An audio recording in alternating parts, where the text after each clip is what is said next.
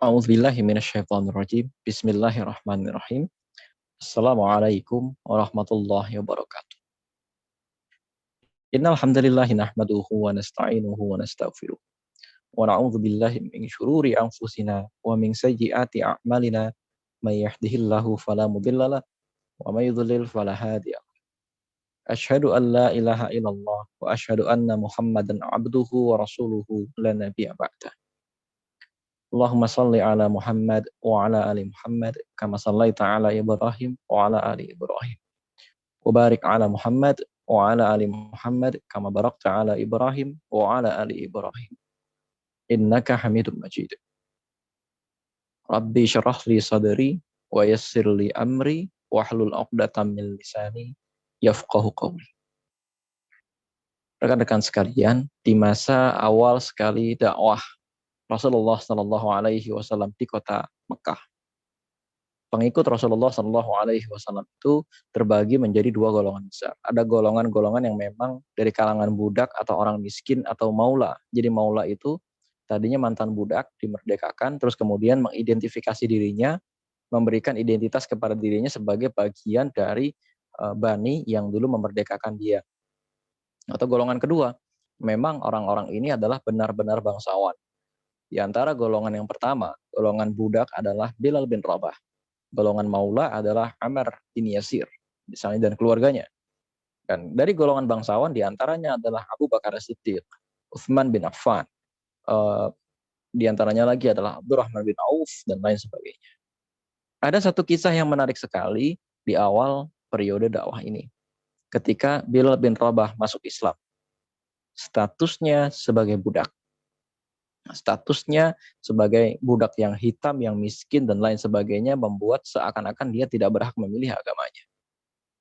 Maka tuannya yang berasal dari Bani Jumah, di mana Bani Jumah ini adalah bani yang cukup besar di kota Madinah, di kota Mekah. Ya, tuannya namanya Umayyah bin Khalaf menyiksa Bilal bin Rabah dengan apa?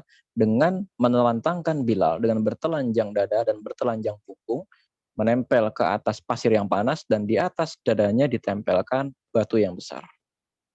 Nah, melihat pemandangan ini, rekan-rekan sekalian, pada saat itu terlepas dari apapun agama orang-orang yang memandang Bilal bin Rabah yang sedang disiksa, orang-orang tahu solusi bagi ini semua cuma dua. Mereka merampas dengan paksa Bilal bin Rabah dari penyiksaan itu, lalu bersiap untuk berperang atau tawuran lah bahasanya melawan Bani Jumah. Dan ini artinya akan terjadi perang saudara. Karena pada saat itu, Bani Jumah itu atau sistem klan yang ada di kota Mekah itu sama seperti sistem kesukuan yang ada di berbagai tempat di Indonesia. Atau sistem kerajaan-kerajaan kecil lah, bahasanya begitu. Atau cara yang kedua, kita bersedekah dengan cara membeli seorang budak ini, kita membeli Bilal bin Rabah, lalu kita merdekakan. Nah, Abu Bakar As-Siddiq radhiyallahu anhu muncul sebagai satu sosok yang kaya pada saat itu. Apa bisnisnya? Bisnisnya katanya adalah bisnis kain dan juga makanan. Nah, Abu Bakar As-Siddiq itu berasal dari kabilah yang cukup terpandang, dari bani yang cukup terpandang, yaitu Bani Taim.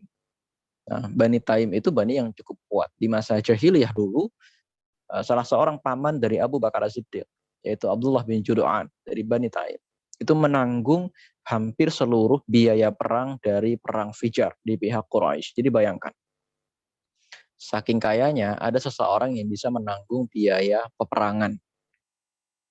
Artinya kan kalau biaya peperangan tidak sepele, misalnya biaya makan pasukan, biaya pemberangkatan unta, biaya gaji, atau biaya nanti uang yang harus dibayarkan akibat mengganti pedang yang patah, dan lain sebagainya.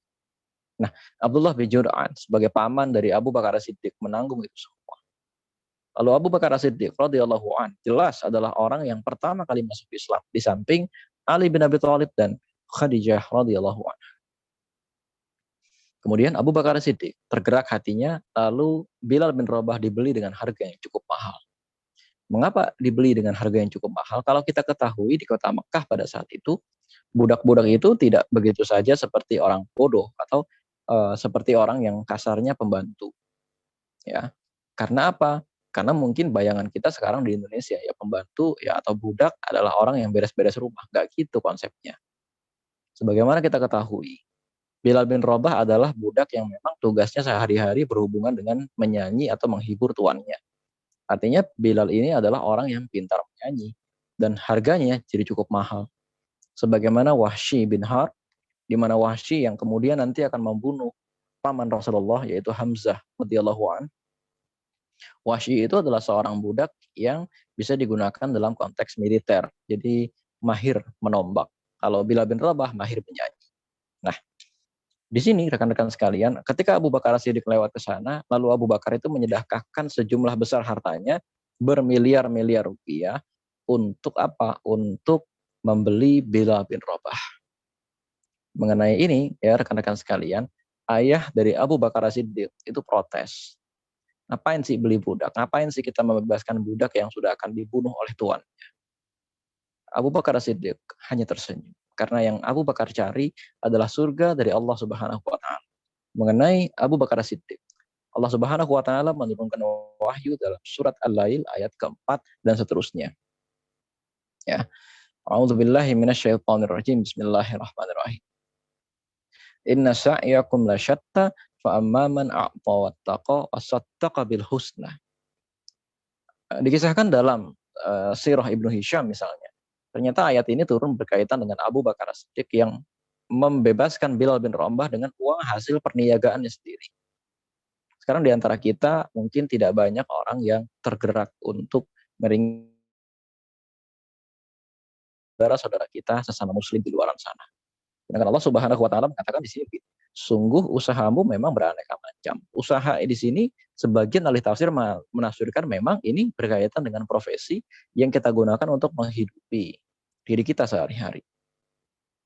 Maka barang siapa memberikan hartanya di jalan Allah dan bertakwa, fa amman a'ta wattaqa. Barang siapa memberikan hartanya di jalan Allah dan bertakwa dan membenarkan adanya surga, wasaddaqa bil husna. Nah, husna ini diartikan sebagai surga. Ya, menghendaki kebaikan. Kebaikan yang dimaksud adalah kebaikan surga. Ya. Fasanu yassiruhu lil yusra. Maka kami akan mudahkan baginya jalan menuju kemudahan. Dan tentu kemudahan ini, rekan-rekan sekalian, bukan masalah dunia, bukan gantinya masalah karir, bukan gantinya itu uang, bukan gantinya mungkin tiba-tiba kita diberikan jodoh dan lain sebagainya, bukan. Tapi kalau kita lihat kehidupan dari Abu Bakar As-Siddiq radhiyallahu anhu, kehidupan beliau itu sungguh kehidupan yang benar-benar suhud, mudah untuk beribadah kepada Allah Subhanahu wa Ta'ala, tenang saja hatinya. Akan dikisahkan nanti para sahabat Rasulullah Shallallahu Alaihi Wasallam kalau memperbandingkan para khalifah, Abu Bakar itu adalah orang yang dia menghindari dunia dan dunia itu juga menghindari dia. Artinya dunia juga nggak akan lihat dia deh. Kata Imam Al-Ghazali, dunia itu adalah sesuatu yang akan menghambat kita ketika beribadah. Nah, Umar bin Khattab itu digambarkan sebagai orang yang dunia itu mendekatinya, tapi dia mampu menepis dunia itu dengan kedua tangan.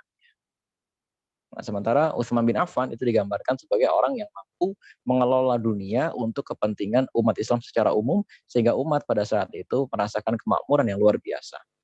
Di sini teman-teman sekalian terkandung anjuran untuk jelas bersedekah, menggunakan harta yang kita dapatkan dari perniagaan kita, dari pekerjaan kita, dari apapun usaha kita.